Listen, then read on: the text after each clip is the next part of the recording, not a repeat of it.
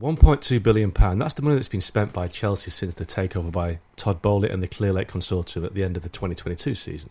40 players have arrived at huge cost, and 38 have already left permanently during that time. Now, fans who are used to kind of unbroken success under Roman Abramovich are becoming restless. James, you're on the Chelsea beat week to week. Your big piece examining the club is going live on the website later this week. There's a lot to unpack, a lot of detail in there. Where do you want to start? Well, I think the first thing to say is that there is a plan. It doesn't appear clear at times because of the volume of transactions that have taken place, the amount of players who've come and gone in those 2 years have included players they've signed themselves, so it can look as though they're sort of compounding their errors by signing one player for this position, ripping up the rule book for why they signed that player and then going in a different direction. Which is not to say that there's a grand master plan for all of this, but they are thinking clearly with a route to building a squad predominantly of players who are under 24 on long-term contracts that they think can be the nucleus of bringing success to that club for a number of years. The other sort of confusing element of this, I think, is that there are a lot of voices in the mix. There's obviously co-owners, there are co-sporting directors, there's a head of recruitment, there's a global head of recruitment, there are scouts, there are data analysts, there's a lot of people, the manager, a lot of people who have input into the recruitment strategy. And I think that has contributed to a sense of confusion externally, because some people have won those arguments on certain occasions and others have won them on other occasions, and that has led to what's looked like more of an incoherent strategy than maybe you'd expect from an elite club. If you're a Chelsea fan, can you reassure the fans that this will settle down? The idea is that at some point, as you said, there is a plan, but at the moment, 2 years in, it looks kind of chaotic. I mean, I've spoken to people, you've spoken to people who've either work at Chelsea or been at Chelsea, and the sense of confusion is pretty strong because there are too many cooks, I guess. Yeah. So to answer that directly, the first point, yes, the expectation from Clear Lake is that it will settle down now. I mean, obviously this number of, but just the expenditure firstly, but then also the number of transactions is just destabilising for any club in any sort of set of circumstances. You can't just churn, 15, 20 players every window and expect there to be any kind of continuity at the club. I think it's worth sort of outlining that there are two phases to the Chelsea project since the Bowley Clear Lake takeover 2 years ago. So the first phase that they sort of refer to is called the blast phase, that basically this is what a lot of new owners come in when they've got a bit of money and they want to splash the cash. So they want to make some statement signings, they want to show the fans that they're serious. For all the rights and the wrongs of the Roman Abramovich era, they were ruthless, they were single-minded, that was a streamlined club that was driven towards success, and they were successful. They had, they never went 2 seasons without a trophy like this new ownership have done. So they tried to sort of dish out these big contracts, sign these big players. Raheem Sterling, of course, was the first one, and it's quite neat to use him as a through line for all of this. So, he was signed on big wages from a big club. What would he have been, 27 I think when he signed, so peak years. This was kind of the model where they felt inspired in part by Thomas Tuchel, who's the head coach at the time, who felt, look, we only need maybe 3 or 4 of these kind of big name ready to go, straight off. Don't need 6 months adaptation or a period of time to grow up or learn the game. We want them to come in now and be able to hit the ground running immediately. That was the first phase of that, and then they realised that after a period of time that actually this isn't really sustainable, firstly, and secondly that if these players don't work out, we're stuck with them on huge wages. So there was a pivot away from that towards players predominantly under 24 that they could sign on much, much longer contracts. So the standard, typical 3, 4, 5 year deals suddenly became 7, 8, 9 year deals for a number of reasons. Firstly, the wages. So a lot of these players are on much, much lower wages than someone like Raheem Sterling, who came in £325,000 a week, and there were no standard reduction clauses in that contract. So normally if a club that expects to compete for the title or certainly in the top 4 every year, if they don't get into Champions League, there's normally a reduction clause in that contract that states that player from 325 comes down quite a bit because the revenue It's effectively commensurate with the reduction in revenue. That wasn't in Raheem Sterling's contract, and a number of those deals were quite naively negotiated. The way they're doing it now is they're saying to Mykhailo Mudryk or a Cole Palmer, well, yes, you're signing 7, 8, 9 years and your basic wage is very low, but it's heavily incentivised. And one of the things in the piece that we reveal is that the Cole Palmer contract extension, everybody sort of wrote that as a new deal at the time. It wasn't. That was a deal that the club effectively were obliged to do, obligated to do, because it was written into his contract. And they see that as a sign of success, that this is the model, the new model working, that someone like Cole Palmer can start with relatively low expectations, become PFA Young Player of the Year, and is rewarded accordingly. The one thing I'd say about this, and maybe it is a slight defence of Chelsea, because they have been taking a lot of stick, haven't they, for their what is perceived to be their plan, is that squad building is hard. It's probably the hardest thing in football, and that if there was a set plan that worked for everyone, then everyone would do it, and they don't. You see massive clubs, particularly at elite level, Man United is one, Barcelona is another, that struggle to have a clear, or have struggled to have a clear strategy in terms of how they recruit players and build a squad to win trophies year after year. That the one team probably that's managed it above everyone else is Man City. But there isn't a clear plan, because everyone would do it. If there was a set way of doing it, everyone would do it. But on that, Rob, just on that, bear in mind, 12 months before Chelsea were taken over, they were the champions of Europe. They won the Champions League. They qualified for the Champions League in the season that the takeover happened. So you could argue that, although it wasn't perfect, the Abramovich model was kind of based on big money. They had a squad in place, and the Clear Lake group have come in and ripped it all up and started again, thinking that they know best, and they clearly don't. No, I'm not sure you can say that they clearly don't know best, because, as I say, that if there was a set plan that clubs could follow, and that everyone did it, and then Chelsea came in and did something completely different, then you could look at them and go, what are you doing? You've got no idea what you're doing. But recruitment, by its very nature, is a gamble. And I think you put in your piece, don't you, that you're basically hedging your bets. And United used to say this all the time when they would do transfers, is that they aim for a threshold of getting 70% of their transfers right. Now, that was, in their eyes, that was like the golden mark, 70%. But if you talk about 30% of your transfers failing, that is a huge amount of money wasted. So why would you look at a system that basically costs you a huge amount of money, because you're essentially saying that 30% of the players that you sign are going to fail, and not look at that recruitment plan and go, maybe there's a way that we can do this better? Now, I'm not saying that Chelsea's plan definitely will work, but there's a quote in Moneyball about, they changed the way that the baseball team recruited, and there's a quote that the first one through the door always gets bloody. The guy that tries to change everything is always going to get criticised, and this is perhaps what we're seeing now. And I don't necessarily think that maybe we do in 5 years, we look back and go, what were Chelsea doing? That's an absolute mess. But it does seem to me to be method in the madness. Well, one thing off the back of that, when you talk about the 70% figure, I don't think Chelsea, I don't think their view is that they can get that to 90 or 100. I think actually what this long contract strategy gives them is a much of an easier exit for some of those players that don't work out. So somebody close to Clear Lake was sort of telling me that effectively, if you've got a group of players who are on, let's say, so the average Premier League wage is 72 grand. Chelsea's average wage now is about 60. And that's because these players are on hugely incentivised contracts that if they hit those targets, but if they don't, then suddenly a player who's on 60 grand a week could go to a Brighton, a West Ham, an Everton, a Villa. He's not, as Raheem Sterling on 325, he's not priced out immediately of all but a handful of clubs across Europe, across the world, because of the contract that he sat on. So they are arguing that actually, while the 7, 8, 9 years gives the player and the club security, it also gives the club the option to be able to jettison someone a bit easier to a wider market because the wage is not prohibitive. But does that stack up in the sense that Mudryk was £88 million, you've got Enzo Fernandez £105 million, Caicedo was in excess of that. These are massive fees.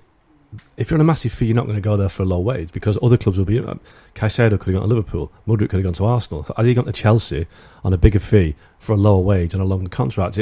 I think what Chelsea try to say is that, it's fine, we're going to be okay because we're on low wage. That'll be a lot of the players, but not all of them. And I think the reality is I think they're feeling the way and they're making mistakes. And just one thing I want to ask you about this is, do you think Todd Bowley's getting a bad rap? Because he was the guy, like Rob said, the first guy that comes in gets bloodied. He was the front of it. But since maybe the last 18 months, he's not really been driving it. It's been Bedarik Bal, hasn't it? Yeah, it has. There's been a shift behind the scenes in terms of the sort of key influential decision makers. I mean, Todd Bowley's still very much part of it, but I think, again, you have to remember that I think the volume of churn at this club at all levels is unprecedented in elite football, because you're talking about a change of ownership, a change of staff, and then this churn of players.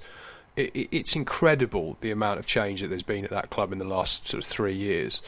And that first summer, when Clearlake and Bowley completed their takeover, Todd Bowley was acting sporting director, and he look, I mean, he spoke very bullishly about wanting to shake things up. If you think about those North versus South All-Star game ideas he had, and all these kind of radical ideas to sort of revolutionise the Premier League, you don't hear that anymore from him.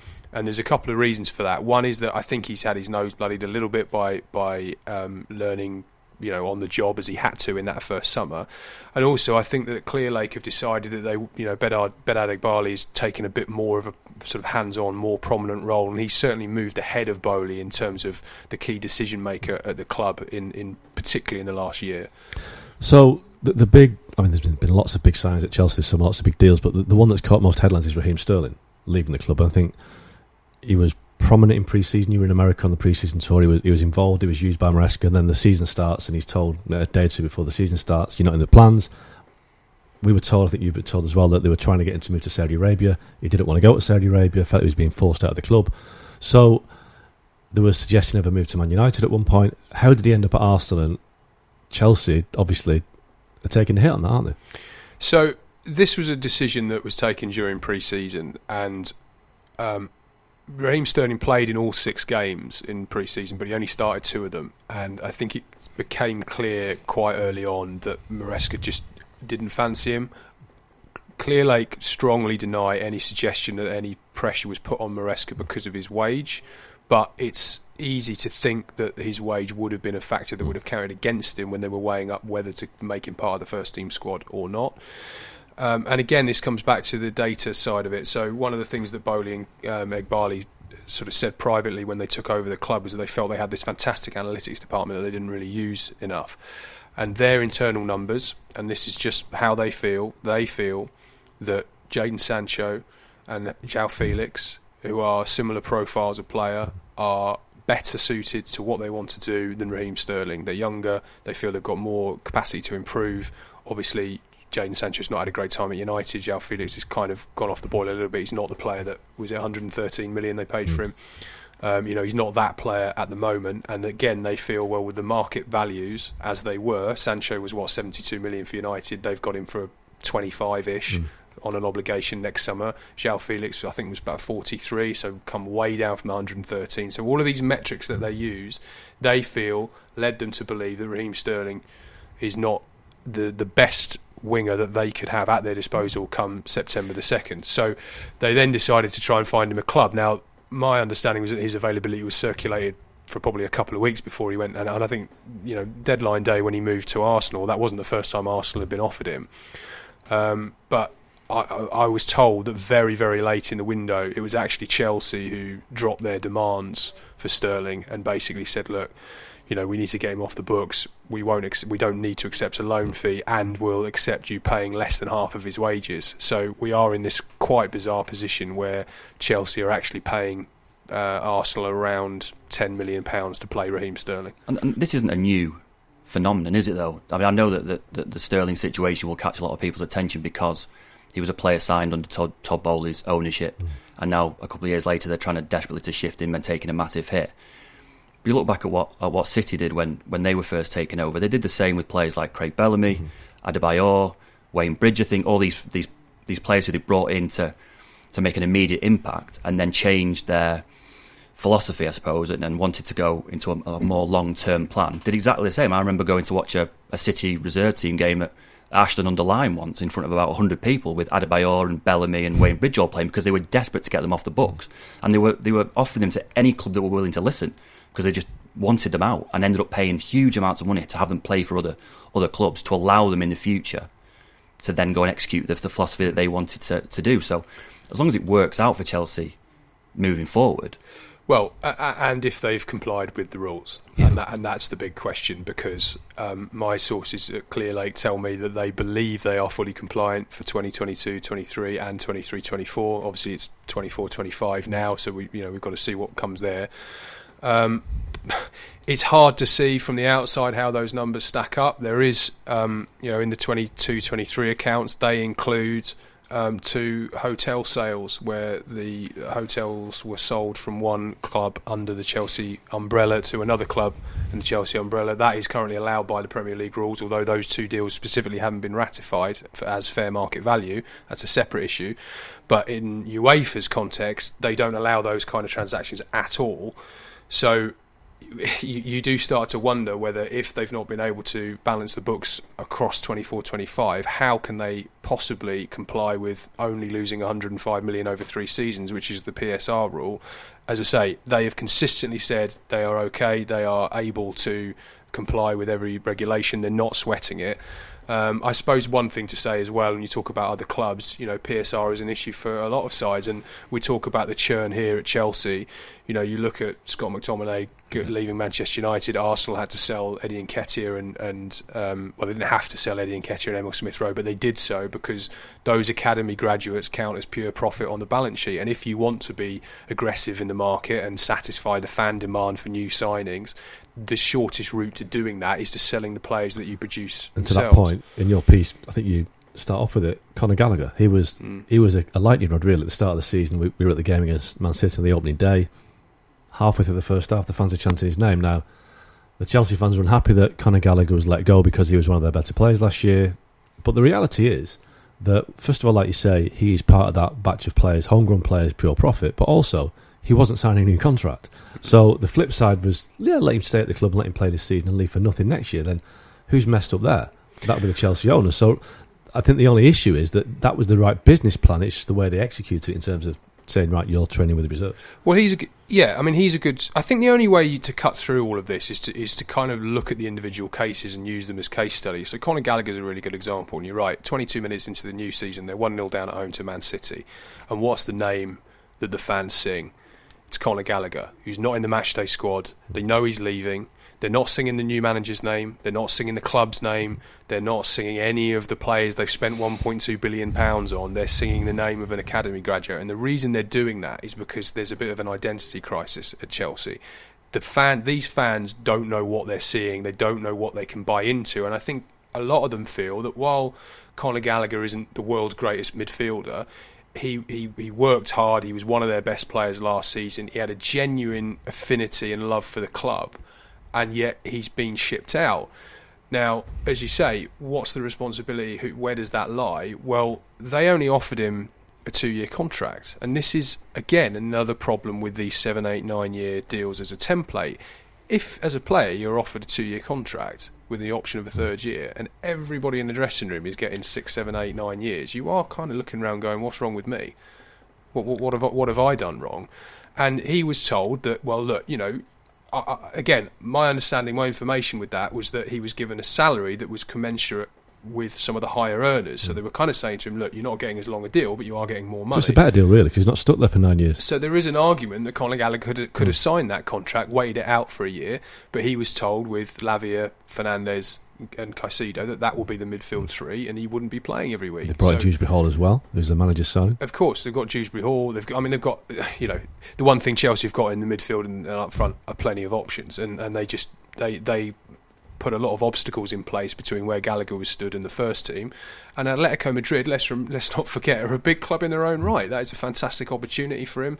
They're in the Champions League this season. Obviously, Chelsea aren't. They're a Conference League side at the moment. So, this wasn't just purely a case of, Conor Gallagher's the victim and he's been forced out. He was offered 3 contracts, as far as I'm aware. He was offered a contract a year ago, and then he was offered one in June and one in July. So the club did make an effort to keep him. But depending on where you sit on this whole 7, 8, 9-year contract strategy, it's either an insult to him that he wasn't offered that contract, or the player's not shown enough patience to say, well, I'll earn one by playing well and signing this deal and then earning one over the next year or two. And that was a point in your piece, wasn't it, about if you play, we'll pay kind of thing. that there has to be an element of confidence of a player to say, well, I don't mind, even if it's taking a lower weekly wage, say it is 60 grand as opposed to 80 grand you could get elsewhere, or accepting a 3-year deal when other players in the dressing room are getting 7, 8, 9. You can understand why a player would look at that and think that's not really on. But part of that is the player looking at himself and looking at how he fits into that team and backing himself to say, well, it doesn't actually matter if I've only got 3 years because I'm going to play so well. I'm going to get my weekly wage bumped up to that 80 grand, and also they're going to have to offer me a longer contract because I'm going to become integral to this team.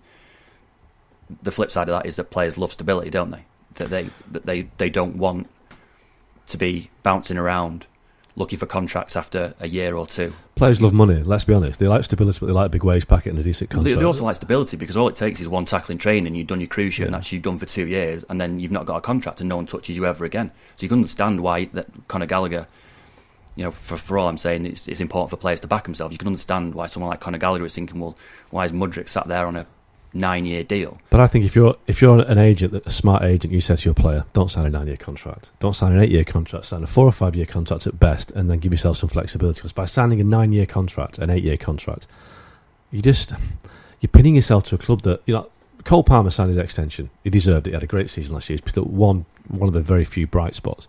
But at some point, he's going to want to play Champions League. He's a Champions League player. They're in the Conference League this season. Who knows what competition Chelsea will be in next year? If they're not in the Champions League next season and Cole Palmer continues to progress, he will at some point want to leave. But he's on a 9-year contract, so what happens then? That is the problem that these players have got. I think sometimes there's a middle ground whereby an agent should say, look, mate, just don't pin yourself to such a long contract. Stability is one thing, but ambition is something else. Just on that, the interesting thing I found about the Sterling example was Maresca owned that decision, didn't he? He said that he is not my... What's the quote? He's not my type of winger. Now, I think you're suggesting that maybe it was a bit of a more of a club decision and he kind of bore the brunt with that quote. But if we take that on face value, that he's saying Raheem's not my type of winger, what's to say that Maresca gets sacked in 6 months, someone comes in who goes, Cole Palmer, good player, not my type of winger? Well, this is what really did for Mauricio Pochettino and actually for Thomas Tuchel, because both of those managers experienced used to kind of get in their own way, really. I mean, I know Pochettino obviously dealt with PSG and that was a sort of different situation, but they're kind of managers who are used to having a strong input and there being a tight, smaller recruitment team around them where their voice carries more weight. And I think one of the things that Pochettino got particularly frustrated by was just how many voices there are in the room at Chelsea. And how little his voice carried, basically. Yeah, and that it's all well and good you being asked for your input, but then you're presented with the player that the club wants to sign. And when you factor in the 2 co-sporting directors, all of the recruitment staff we've mentioned, how important they feel the analytics side of it should be in recruitment, the Moneyball idea. If you're a manager, you're one voice in 8, 10, 12. Yes, a significant one, obviously, and the one benefit you do have is you've got a public forum every Friday at a press conference where if you really want to put some pressure on, you can do, but that's only going to get you into trouble with the owners who want you to toe the party line. Thomas Tuchel didn't do it. Pochettino got increasingly frustrated by it, and this is why I think some of the Chelsea fans see Enzo Maresca as a bit of a yes man for the ownership, because he's been... But I think from his point of view, he's done exactly the right thing here. They have to own this. They have to... If this sort of kind of disruption is going to succeed, they all have to be on the same page, and they probably won't be in a year's time, but they have to be at the start, because if they're not, they're dead.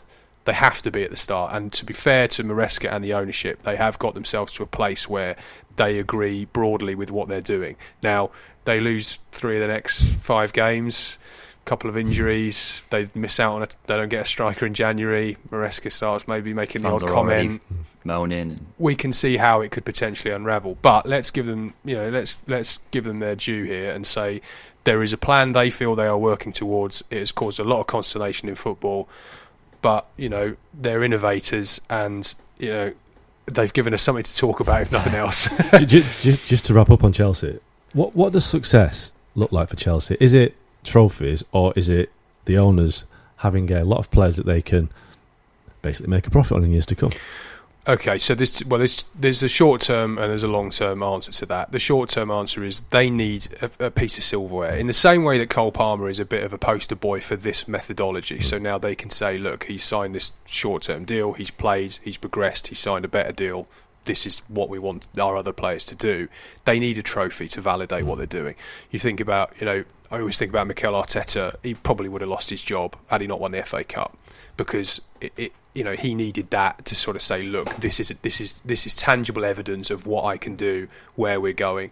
And I think they desperately need a trophy this season to validate themselves. The target internally, I'm told, is top four. Maresca's been told he needs to get them back into the Champions League. That's not to say if they miss out, they're going to sack him automatically. I think if they got fifth and they maybe won the trophy, or they were very, very close and things were progressing well, then I think you'll get another year.